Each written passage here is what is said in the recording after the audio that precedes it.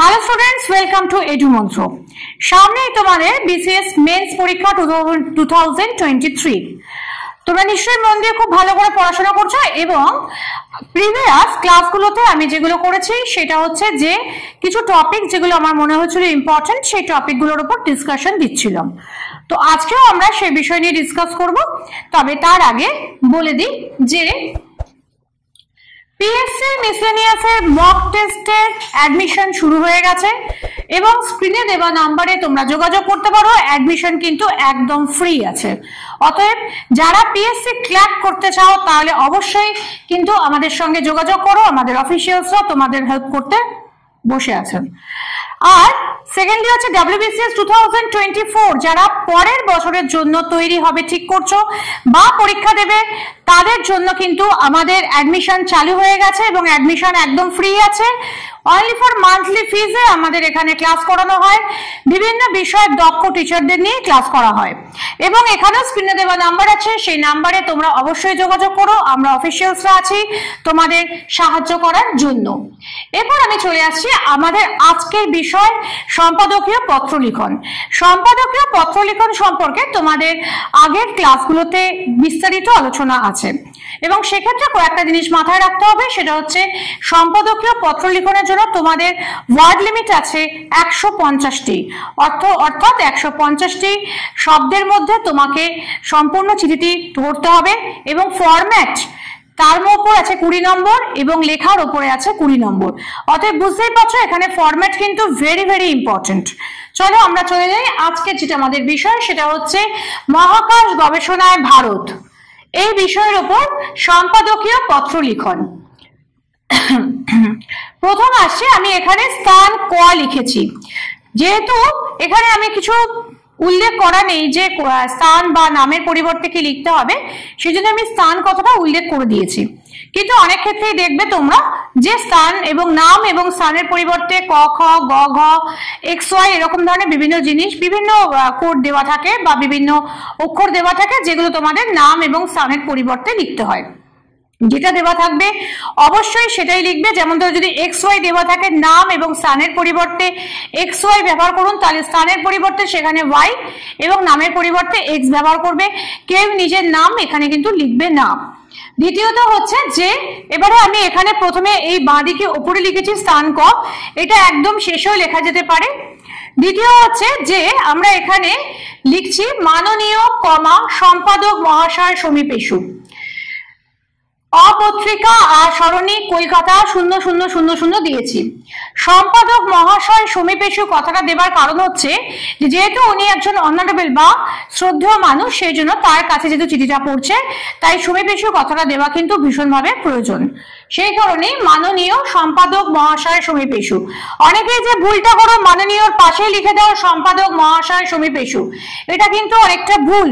কারণ মাননীয় কথাটা উপরে হবে, তার তলায় হবে সম্পাদক মহাশয় সমীপেষু। তারিখের জায়গায় তারিখ কথাটা লিখতে পারো।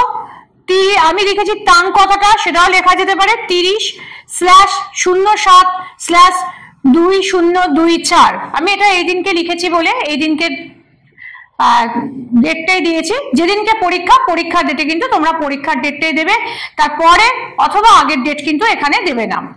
আর একটা কথা, এখানে 30/7/2024 বলে লেখা আছে, 30শে জুলাই 2024ও কিন্তু লেখা যেতে পারে, সেটাও কিন্তু ভুল নয়। বিষয় মিডিল করে হবে মহাকাশ গবেষণায় ভারত, তোমার বিষয়টি।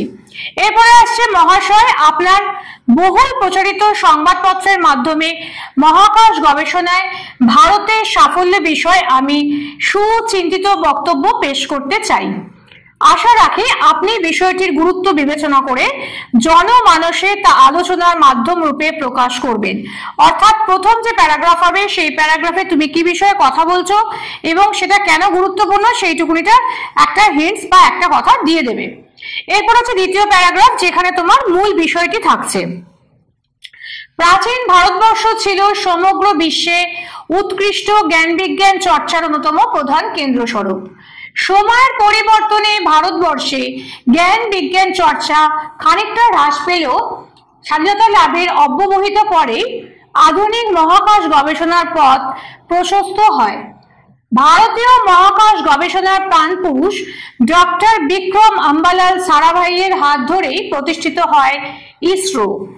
ইসরোর প্রচেষ্টায় 1975 খ্রিস্টাব্দে মহাকাশের উদ্দেশ্যে পাড়ি দেয় ভারতের প্রথম কৃত্রিম উপগ্রহ আর্যভট্ট। পরবর্তীকালে কিছু ক্ষেত্রে ব্যর্থতা থাকলেও ভারতের মহাকাশ গবেষণার অনেকাংশই সাফল্যের মোড়কে ঢাকা। সর্বশেষ অভিযান 2023 সালের 23শে আগস্ট ভারতের মহাকাশ চন্দ্রযান 3 ভারতীয় সময় সন্ধ্যা 6টা 4 মিনিটে চাঁদের দক্ষিণ মেরুতে অবতরণ করেছে, যা ভারতকে বিশ্বের এলিট স্পেস ক্লাবে স্থান নির্দিষ্ট করলো।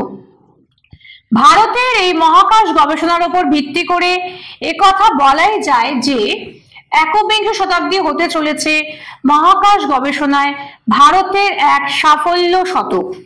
নমস্কারান্তে বিনীত খ। এই বিনীত খ যেখানে আমি লিখলাম, ঠিক এর উল্টো দিকে এখানে কিন্তু আমরা স্থানটা কিন্তু লিখতে পারি, মানে অর্থাৎ প্রথমে লিখতে পারো, এখানে কিন্তু স্থানটা তুমি লিখতে পারো। অর্থাৎ আমি তো ওখানে স্থান ক লিখেছিলাম, যদি ওখানে না লিখতে পারি এখানেও কিন্তু আমরা লিখতে পারি।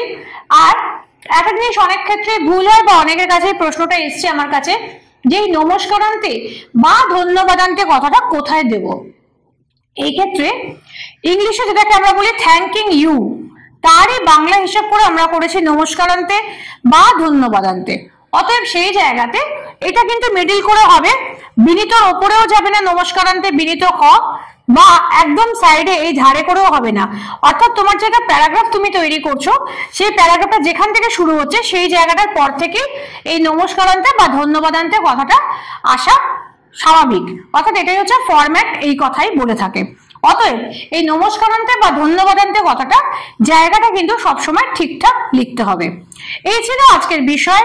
ভিডিও তোমাদের ভালো লাগলে অবশ্যই লাইক করো, যারা একসাথে পড়াশোনা করছো বন্ধুদের মধ্যে শেয়ার করো, এবং যে কোনো প্রশ্ন থাকলে সেটা অবশ্যই কমেন্ট বক্সে দাও, আমরা চেষ্টা করব তার যথাযথ উত্তর দিতে। এবং অন্য কোনো বিষয় কোনো জানার থাকলে স্ক্রিনে দেওয়া নাম্বারে আমাদের ফোন করো। এবং আরো অনেক ভিডিও পাওয়ার জন্য অবশ্যই এডুমন্ত্র চ্যানেলটিকে সাবস্ক্রাইব করে বেল আইকনটা প্রেস করতে কিন্তু ভুলো না, তাহলে আমাদের যে কোনো ভিডিও প্রথমেই তোমাদের কাছে এসে উপস্থিত হবে। আজকের জন্য এইটুকুনি, ফিরে আসবো খুব শিগগিরই অন্য কোনো বিষয়ের উপরে লেখা নিয়ে, নমুনা প্রশ্ন নিয়ে।